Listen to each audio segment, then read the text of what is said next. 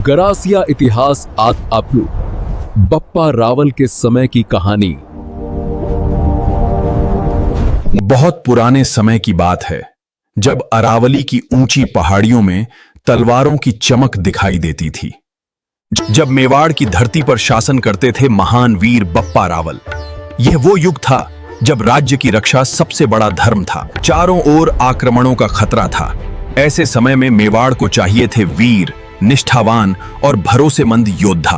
बप्पा रावल ने अपने वंशजों और विश्वसनीय राजपूत वीरों को मेवाड़ की सीमाओं, पहाड़ी क्षेत्रों और गांवों की रक्षा का दायित्व सौंपा। वे केवल सैनिक नहीं थे, वे राज्य की ढाल थे, जनता के रक्षक थे और मेवाड़ की असली ताकत थे।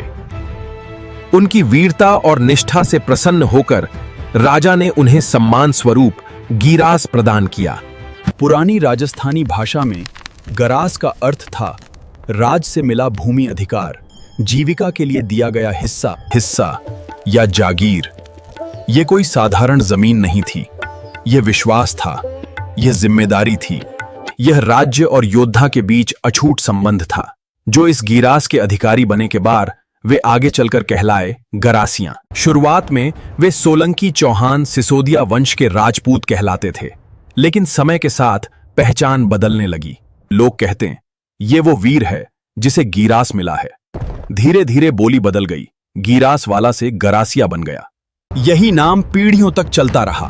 गरासिया राजपूत यानी गीरास पाने वाला, जमीन का रक्षक, राज का विश्वासी। उनकी आस्था मेवाड़ की परंपरा और भगवान एकलिंग जी के प्रति अटूट रही।